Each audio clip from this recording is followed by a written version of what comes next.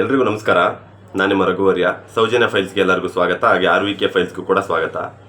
ಸೌಜನ್ಯ ಫೈಲ್ಸಲ್ಲಿ ಮತ್ತೊಂದು ಹೊಸ ವಿಷಯದ ಬಗ್ಗೆ ಮಾತಾಡಬೇಕು ಅಂತ ಈ ಒಂದು ವಿಡಿಯೋ ಮಾಡ್ತಾ ಇದ್ದೀನಿ. ಈ ಒಂದು ವಿಡಿಯೋ ಮಾಡ್ತಿರ್ತಕ್ಕಂಥ ಉದ್ದೇಶ ಏನಪ್ಪ ಅಂತಂದರೆ, ಸೌಜನ್ಯ ಪರ ಹೋರಾಟಗಾರರು ಎಷ್ಟೇ ದಿನ, ಎಷ್ಟೇ ವರ್ಷ, ಎಷ್ಟೇ ತಿಂಗಳುಗಳ ಕಾಲ ಕಂಟಿನ್ಯೂಸ್ ಆಗಿ ಹೋರಾಟ ಮಾಡಿದ್ರು ಕೂಡ ನ್ಯಾಯ ಸಿಕ್ಕಲ್ಲ. ಆ ಒಂದು ಮುನ್ಸೂಚನೆ ಕೊಡೋದಕ್ಕೋಸ್ಕರ ಅಂತ ಈ ಒಂದು ವಿಡಿಯೋ ಮಾಡ್ತಾ ಇದ್ದೀನಿ. ಏನು ಗುರು, ಇಷ್ಟು ದಿನ ಅಷ್ಟೊಂದು ಹೋಪ್ ಇಟ್ಕೊಂಡಿದ್ದೆ, ಆದರೆ ಈಗ ಸಡನ್ ಆಗಿ ಏನು ನ್ಯಾಯನೇ ಸಿಗಲ್ಲ ಅಂತ ಹೇಳ್ತಾ ಇದೆಯಾ ಅಂತ ತುಂಬ ಜನ ಯೋಚನೆ ಮಾಡ್ತಾ ಇರ್ಬೋದು. ಬಟ್ ನಿಜ ಹೇಳಬೇಕು ಅಂತಂದರೆ, ಅಫ್ಕೋರ್ಸ್ ನಾನೊಂದು ವಿಡಿಯೋ ಬೈಟ್ ತೊಗೊಂಬಂದಿದ್ದೀನಿ. ಆ ಒಂದು ವಿಡಿಯೋ ಬೈಟ್ ನೋಡಿದಾಗ ಎಂಥವ್ರಿಗಾದರೂ ಸರಿ, ಮೇ ಬಿ ಸೌಜನ್ಯ ಕೇಸಲ್ಲಿ ಸೌಜನ್ಯಗೆ ನ್ಯಾಯ ಸಿಕ್ಕಲ್ವೇನೋ ಅಂತ ನಿಮ್ಮ ಒಳಮನಸ್ಸು ನಿಮಗೆ ಒಂದು ಸಲ ಆದರೂ ಹೇಳುತ್ತೆ. ಆ ಥರ ಮಾಹಿತಿ, ಆ ಥರದ್ದು ಒಂದಷ್ಟು ಡೌಟ್ ಬರೋವಂಥ ಒಂದು ವಿಡಿಯೋ ಬೈಟ್ ನಾನು ತೊಗೊಂಬಂದಿದ್ದೀನಿ. ಆ ಒಂದು ವಿಡಿಯೋ ಬೈಟ್ ಜೊತೆ ಒಂದು ಮಾತುಕತೆ ಸೌಜನ್ಯ ಫೈಲ್ಸಲ್ಲಿ. ಹಾಗೆ ಹೊಸದಾಗಿ ಯಾರಾದರೂ ನನ್ನ ಒಂದು ವಿಡಿಯೋ ನೋಡ್ತಾ ಇದ್ದರೆ ದಯವಿಟ್ಟು ಸಬ್ಸ್ಕ್ರೈಬ್ ಮಾಡ್ಕೊಳ್ಳಿ. ಹಾಗೆ ಸೌಜನ್ಯ ಫೈಲ್ಸಲ್ಲಿ ಇರ್ತಕ್ಕಂಥ ಅಷ್ಟು ವೀಡಿಯೋಸ್ ನಿಮಗೆ ನೋಟಿಫಿಕೇಷನ್ ಮೂಲಕ ತಲುಪಬೇಕು ಅಂತಂದರೆ ನೀವು ನೋಟಿಫಿಕೇಷನ್ ಬೆಲ್ ಬಟನ್ ಆನ್ ಮಾಡ್ಕೊಳ್ಳಿ. ಇದಾದಮೇಲೆ ವಿಷಯಕ್ಕೆ ಬರೋದಾದರೆ, ಏನು ಗುರು ಈ ರೀತಿ ಹೇಳಿದೆ ಅಂತ ನೀವೆಲ್ಲ ತಲೆಯಲ್ಲಿ ಹುಳ ಬಿಟ್ಕೊಂಡಿರ್ಬೋದು. ಅದಕ್ಕೆ ನಾನು ಕ್ಲಾರಿಟಿ ಕೊಡ್ತೀನಿ. ಹಾಗೆ ಸಾಕಷ್ಟು ಜನ ನನಗೆ ಮೆಸೇಜ್ ಮಾಡಿದ್ದೀರಾ, ಸರ್ ನೀವು ವಿಡಿಯೋ ಮಾಡ್ತಾ ಇಲ್ಲ ಯಾಕೆ ಅಂತೇಳಿ. ಸರ್, ಇನ್ಸ್ಟಾಗ್ರಾಮಲ್ಲಿ ವಿಡಿಯೋ ಮಾಡದೇ ಇರೋದಕ್ಕೆ ಕಾರಣ ಏನಂದರೆ, ನನ್ನದೊಂದು ಫ್ರೀಸ್ ಆಗಿದೆ ಅಕೌಂಟ್. ಸ್ವಲ್ಪ ಮಟ್ಟಿಗೆ ನಾನೊಂದು ಗ್ಯಾಪ್ ಕೊಟ್ಟಿದ್ದೀನಿ. ಬಿಕಾಸ್ ಇದೇ ಸೌಜನ್ಯ ಫೈಲ್ಸ್ ಇಶ್ಯೂ ಆಗಿ ಒಂದಷ್ಟು ಪ್ರಾಬ್ಲಮ್ ಆಗಿತ್ತು ಅಂತ ಹೇಳಿದ್ನಲ್ಲ. ಸೊ ಹಾಗಾಗಿ ಅದರಿಂದ ಒಂದಷ್ಟು ಫ್ರೀಸ್ ಆಗಿದೆ. ನನ್ನ ಅಕೌಂಟಲ್ಲಿ ಒಂದಷ್ಟು ವೀಡಿಯೋಗಳು ಮಾಡಿದ್ರೂ ಕೂಡ ಅದು ವೈರಲ್ ಆಗೋವಂಥ ಚಾನ್ಸಸ್ ತುಂಬ ಕಡಿಮೆ. ಹಾಗಾಗಿ ಒಂದು ಸ್ಮಾಲ್ ಗ್ಯಾಪ್ ತೊಗೊಂಡಿದ್ದೀನಿ ಅಷ್ಟೇ. ಡೆಫಿನೆಟ್ಲಿ ಮತ್ತೆ ನಾನು ಇನ್ಸ್ಟಾಗ್ರಾಮಲ್ಲಿ ವಿಡಿಯೋ ಮಾಡ್ತೀನಿ. ಹಾಗೆ ಪಾಕ್ ರಿಲೇಟೆಡ್ ಪುಲ್ವಾಮಾ ಯಾವುದದು ಒಂದು ಇನ್ಸಿಡೆಂಟ್ ನಡೀತಲ್ವಾ, ಉಗ್ರಗಾಮಿಗಳ ಬಗ್ಗೆ, ಅದೊಂದು ವಿಷಯದ ಬಗ್ಗೆ ಯಾಕೆ ಮಾತಾಡಬಾರ್ದು ಅಂತ ಸಾಕಷ್ಟು ಪ್ರಶ್ನೆಗಳು ಬಂದಿತ್ತು.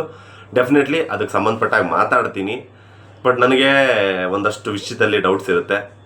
ನಾನು ಇಲ್ಲಿಂದ ಅಲ್ಲಿಗೆ ಜಂಪ್ ಆದಾಗ ಸಡನ್ನಾಗಿ ನೀವು ಆ ಒಂದು ವಿಡಿಯೋ ಮಾಡೋದಕ್ಕೆ ಹೇಳ್ತೀರಾ, ಸೌಜನ್ಯ ಹೋರಾಟ ಅಲ್ಲಿಗೆ ನಿಲ್ಲಿಸ್ಬಿಟ್ಟು ಬಂದ್ಬಿಟ್ರಾ ಅಂತೇಳಿ. ಸೊ ಹಾಗಾಗಿ ನಾನು ಒಂದು ವಿಷಯ ಕ್ಲಿಯರಾಗಿ ಫಿನಿಶ್ ಆಗೋವರೆಗೂ ಹೋಗಬಾರ್ದು ಅಂತ ನನ್ನ ಒಂದು ಅನಿಸಿಕೆ ಆಗಿತ್ತು. ಹಾಗಾಗಿ ಡೆಫಿನೆಟ್ಲಿ ನಾನು ಆ ಒಂದು ಇನ್ಸಿಡೆಂಟಿಗೆ ಸಂಬಂಧಪಟ್ಟ ಹಾಗೆ ಒಂದು ವಿಡಿಯೋ ಮಾಡ್ತೀನಿ. ಬೈ ಚಾನ್ಸ್ ಅದೇನಾದರೂ ನೀವು ಕೈ ಜೋಡಿಸಿ ಸಪೋರ್ಟ್ ಮಾಡಿದ್ರೆ ಆ ಒಂದು ಇಶ್ಯೂಗೆ ಸಂಬಂಧಪಟ್ಟ ಹಾಗೆ ಕಂಟಿನ್ಯೂಸ್ ಒಂದಷ್ಟು ವೀಡಿಯೋಸ್ ಕೂಡ ಮಾಡ್ತೀನಿ. ಅದನ್ನು ಹೊರತುಪಡಿಸಿ ನೀವು ಆ ಒಂದು ವಿಡಿಯೋ ವೈರಲ್ ಆಗಲಿಲ್ಲ ಅಂದರೆ ಡೆಫಿನೆಟ್ಲಿ ಮಾಡೋಕ್ಕೆ ಹೋಗಲ್ಲ. ಬಿಕಾಸ್ ಯಾಕೆ ಅಂತಂದರೆ, ಒಂದು ವಿಡಿಯೋ ವೈರಲ್ ಆಗಲೇಬೇಕು ಅನ್ನೋ ಕಾರಣಕ್ಕೆ ಯಾಕೆ ಮಾಡ್ತೀವಿ ಅಂತಂದರೆ, ನಾವುಗಳೆಲ್ಲ ಒಂದಷ್ಟು ಕಂಟೆಂಟ್ ಕ್ರಿಯೇಟರ್ಸ್ ಅಂತ ಏನಿರ್ತೀವಿ, ಕಂಟೆಂಟ್ ರಿಲೇಟೆಡ್ ಟಾಪಿಕ್ಸ್ ಮಾಡೋದು ಉದ್ದೇಶ ಏನಪ್ಪ ಅಂತಂದರೆ, ಒಂದಷ್ಟು ಜನಕ್ಕೆ ತಲುಪಬೇಕು, ಒಂದಷ್ಟು ಜನಕ್ಕೆ ವಿಷಯ ಗೊತ್ತಾಗಬೇಕು ಅಂತ. ಆ ಒಂದು ಪ್ರಯತ್ನ ಸೋತಾಗ, ಕರೆಕ್ಟಾಗಿ ರೀಚ್ ಆಗದೆ ಇದ್ದಾಗ ಅದಕ್ಕೆ ಟೈಮ್ ವೇಸ್ಟ್ ಅಂತ ಅನಿಸ್ಬಿಡುತ್ತೆ. ಹಾಗಾಗಿ ನಾನು ಆ ಒಂದು ವಿಡಿಯೋ ಮಾಡಿದಾಗ ಸಪೋರ್ಟ್ ಮಾಡ್ತೀರಾ ಅಂತಂದರೆ, ನಾನು ಫಸ್ಟ್ ವಿಡಿಯೋ ಮಾಡಿದಾಗ ನೀವು ಸಪೋರ್ಟ್ ಮಾಡಿದ್ರೆ ಡೆಫಿನೆಟ್ಲಿ ನಾನು ಕಂಟಿನ್ಯೂಸ್ ಆ ಒಂದು ವಿಷಯಕ್ಕೆ ಸಂಬಂಧಪಟ್ಟಾಗಿ ಕೂಡ ವಿಡಿಯೋಸ್ ಮಾಡ್ತೀನಿ. ಈಗ ಮೇನ್ ವಿಷಯಕ್ಕೆ ಬರೋಣ. ಏನು ಗುರು, ಸೌಜನ್ಯ ಕೇಸಲ್ಲಿ ನ್ಯಾಯ ಸಿಗೋದೇ ಇಲ್ಲ ಅಂತ ಹೇಳ್ತಾ ಇದೆಯಾ, ಹೇಗೆ? ಹೌದು, ಸಿಗೋದೇ ಇಲ್ಲ ಅಂತ ನಾನು ಯಾಕೆ ಹೇಳ್ತಾ ಇದ್ದೀನಿ ಅಂತಂದರೆ, ಅದಕ್ಕೆ ಅಷ್ಟೊಂದು ಬಲವಾಗಿ ನಂಬುವಂಥ ಒಂದಷ್ಟು ಕಾರಣಗಳಿರ್ತಕ್ಕಂಥ ಒಂದು ವಿಡಿಯೋ ಬೈಟ್ ಅದು. ಆ ವಿಡಿಯೋ ಬೈಟ್ ನೋಡಿದಾಗ ಸಾಕಷ್ಟು ಜನಕ್ಕೆ ಅನಿಸುತ್ತೆ, ಸ್ವಲ್ಪ ಜನ ಆಲ್ರೆಡಿ ನೋಡಿರ್ಬೋದು ಆ ಒಂದು ವಿಡಿಯೋ ಬೈಟ್. ನಾನು ಸ್ವಲ್ಪ ಹೆಲ್ತ್ ಇಶ್ಯೂ ಆಗಿದ್ದರಿಂದ ನಾನೊಂದು 2 days ಆದಮೇಲೆ ಆ ಒಂದು ವಿಡಿಯೋ 2-3 days ಮೇ ಬಿ ಬಿಫೋರೇ ನನಗೆ ಆ ಒಂದು ವಿಡಿಯೋ ಬೈಟ್ ಬಂದಿತ್ತು. ಆದರೆ ನನಗೆ ಹೆಲ್ತ್ ಇಶ್ಯೂಸ್ ಆಗಿದ್ದರಿಂದ ಮಾತಾಡಿರಲಿಲ್ಲ. ಆ ಒಂದು ವಿಡಿಯೋ ಬೈಟಲ್ಲಿ ಇದ್ದಿದ್ದು ಬೇರೆ ಯಾರೂ ಅಲ್ಲ, ಆ ವಿಡಿಯೋ ಬೈಟಲ್ಲಿರೋದು DK ಶಿವಕುಮಾರ್ ಸರ್. ಅವರು ಒಂದು ವೇದಿಕೆಯಲ್ಲಿ ಒಂದು ಭಾಷಣವನ್ನು ಮಾಡಿರ್ತಕ್ಕಂಥ ಒಂದು ಬೈಟ್ ನಿಮ್ಗೆ ಈಗಾಗಲೇ ಗೊತ್ತಾಗಿರ್ಬೋದು ನೋಡಿರ್ತಕ್ಕಂಥ ವ್ಯಕ್ತಿಗಳಿಗೆ. ಆ ಒಂದು ವಿಡಿಯೋ ಬೈಟಲ್ಲಿ ಹೇಳ್ತಾರೆ, ನನ್ನ ಒಂದು ಸಪೋರ್ಟ್ ನಿಮ್ಮ ಮೇಲಿರುತ್ತೆ, ಟೀಕೆಗಳು ಸಾಯ್ತವೆ, ಕೆಲಸಗಳು ಉಳಿತವೆ ಅಂತಂದೇಳಿ DK ಶಿವಕುಮಾರ್ ಸರ್ ಮಾತಾಡಿರ್ತಕ್ಕಂಥ ಒಂದು ವಿಡಿಯೋ ಬೈಟ್. ಆ ಒಂದು ವಿಡಿಯೋ ಬೈಟಲ್ಲಿ ಅವರು ಯಾವ ಒಂದು ಸೌಜನ್ಯ ವಿಷಯದಲ್ಲಿ ಯಾವ ಒಂದು ಕುಟುಂಬದ ಮೇಲೆ ಎಲ್ಲರೂ ಕೂಡ ಕಿಡಿಕಾರ್ತಾ ಇದ್ರು, ಯಾವ ಒಂದು ಕುಟುಂಬದ ಮೇಲೆ ಡೌಟ್ ಪಡ್ತಾ ಇದ್ರು. ಸೊ ಆ ಕುಟುಂಬಕ್ಕೆ, ಆ ಕುಟುಂಬದ ಸಪೋರ್ಟ್ಗೆ ನಾವು ಇರ್ತೀವಿ ಅಂತ ಒಂದು ಭರವಸೆಯನ್ನು ಕೊಟ್ಟಿರ್ತಕ್ಕಂಥ ವಿಡಿಯೋ ಅದು. ಆ ಒಂದು ವಿಡಿಯೋ ನೋಡಿದಾಗ ನನಗೆ ಡೆಫಿನೆಟ್ಲಿ ನಗಬೇಕು, ಅಳಬೇಕು ಒಂದು ಗೊತ್ತಾಗಲಿಲ್ಲ.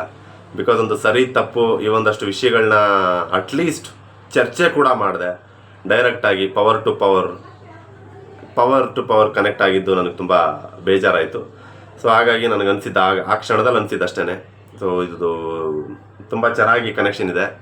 ನಾವುಗಳಷ್ಟೇ ಇಲ್ಲಿ ಹೋರಾಟ ಅದು ಇದು ಅಂತ ಮಾಡ್ತಾ ಇದ್ದೀವಿ. ಯಾವ ಒಂದು ಹೋರಾಟಕ್ಕೆ ಯಾರು ಸಪೋರ್ಟ್ ಬೇಕೋ ಅವರು ಕೈ ಜೋಡಿಸ್ತಾ ಇಲ್ಲ.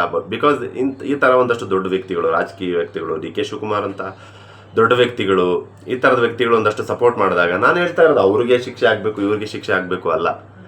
ಏನೋ ಅವ್ರಿಗೆ ಸಪೋರ್ಟ್ ಮಾಡ್ತೀವಿ ಅಂತ ಹೇಳ್ತಿದ್ದಾರೆ ಅಂದ ತಕ್ಷಣ ನಾನು ಸಿಟ್ಟು ಬಂತು ಅದು ಇದು ಅಂತ ಹೇಳ್ತಾ ಇಲ್ಲ. ಅಟ್ಲೀಸ್ಟ್ ಇವರು ಚರ್ಚೆ ಕೂಡ ಮಾಡ್ತಾ ಇಲ್ವಲ್ಲ. ಈಗ ಇದೇ ಒಂದು ವಿಡಿಯೋ ಬೈಟ್ನ ನಾನು ನಿಮಗೆ ತೋರಿಸ್ತೀನಿ.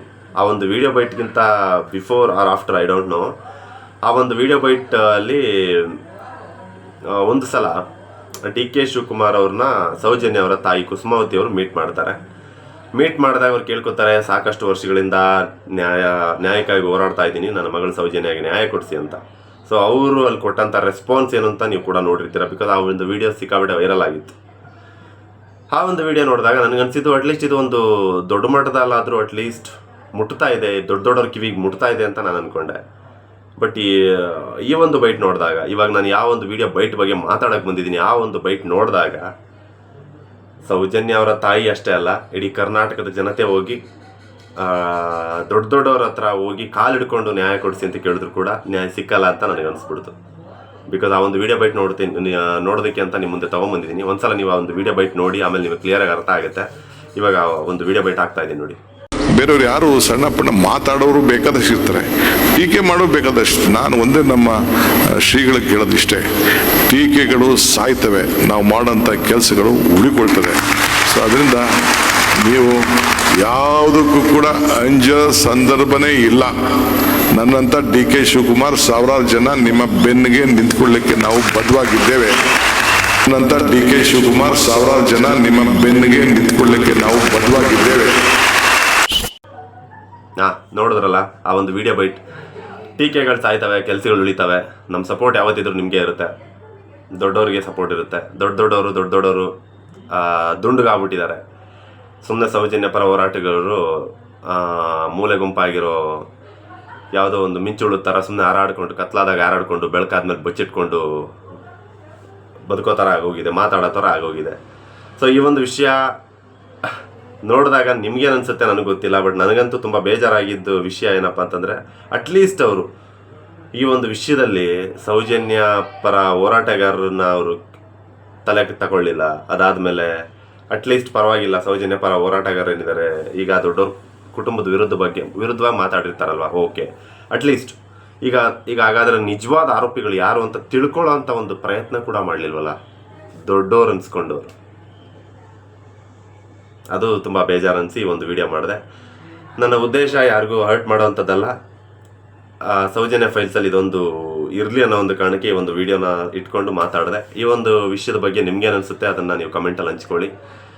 ಇದಾದಮೇಲೆ ನನಗೆ ಅನಿಸಿದ ಥರನೇ ನಿಮಗೂ ಏನಾದರೂ ಹೌದು ಈ ಥರದ ಒಂದಷ್ಟು ಕನೆಕ್ಷನ್ ದೊಡ್ಡದಾಗಿದೆ ಅಂತಂದಮೇಲೆ ಡೆಫಿನೆಟ್ಲಿ ನಾವು ಸಮುದ್ರದಲ್ಲಿ ಹುಣ್ಸೆ ಹಣ್ಣು ಕಿವುಚೋ ಕೆಲಸ ಮಾಡ್ದಂಗೆ ಆಗ್ತಿದೆ. ಸೌಜನ್ಯಗೆ ನ್ಯಾಯ ಸಿಗೋದೇ ಇಲ್ವೇನೋ ಅಂತ ನಿಮಗೂ ಅನ್ನಿಸ್ತಾ ಇದ್ರೆ ಅದನ್ನು ಕೂಡ ಕಮೆಂಟಲ್ಲಿ ಹಂಚ್ಕೊಳ್ಳಿ. ಇದಿಷ್ಟು ನಾನು ಇವತ್ತು ಮಾತಾಡೋಕ್ಕೆ ಬಂದಂಥ ವಿಷಯ. ಮತ್ತೆ ಹೊಸ ವಿಷಯಗಳೇನಾದರೂ ಇದ್ದರೆ ತೊಗೊಂಡು ಬರ್ತೀನಿ. ಹಾಗೆ ನೀವು ಕೇಳಿದಂಥ ಪಾಕ್ ರಿಲೇಟೆಡ್ ವಿಡಿಯೋ ಅದ್ರ ಬಗ್ಗೆ ಮಾತಾಡೋವಂಥ ಸಮಯ ಬಂದರೆ ಮೇ ಬಿ ಮಾತಾಡೋವಂಥ ಮನಸ್ಸಿದೆ. ಆ ಒಂದು ವಿಡಿಯೋಗೆ ಸಪೋರ್ಟ್ ಇರುತ್ತೆ ಅಂದರೆ ಡೆಫಿನೆಟ್ಲಿ ಆ ಒಂದಷ್ಟು ವೀಡಿಯೋಸ್, ಒಂದಷ್ಟು ಸೀರೀಸ್ ಥರ ಮಾಡ್ಕೊಂಡು ಹೋಗ್ತೀನಿ, ನಿಮ್ಮೆಲ್ಲರ ಸಪೋರ್ಟ್ ಇದ್ದರೆ. ಹಾಗೆ ನನ್ನ ಚಾನಲ್ನ ಯಾರಾದರೂ ಫಸ್ಟ್ ಟೈಮ್ ನೋಡ್ತಿದ್ರೆ ಮತ್ತೊಮ್ಮೆ ಕೇಳ್ತಾ ಇದ್ದೀನಿ, ಸಬ್ಸ್ಕ್ರೈಬ್ ಮಾಡ್ಕೊಳ್ಳಿ, ನೋಟಿಫಿಕೇಷನ್ ಬೆಲ್ ಬಟನ್ ಆನ್ ಮಾಡ್ಕೊಳ್ಳಿ. ಮತ್ತೆ ಸಿಗೋಣ. ಜೈ ಹಿಂದ್, ಜೈ ಕರ್ನಾಟಕ ಮಾತು.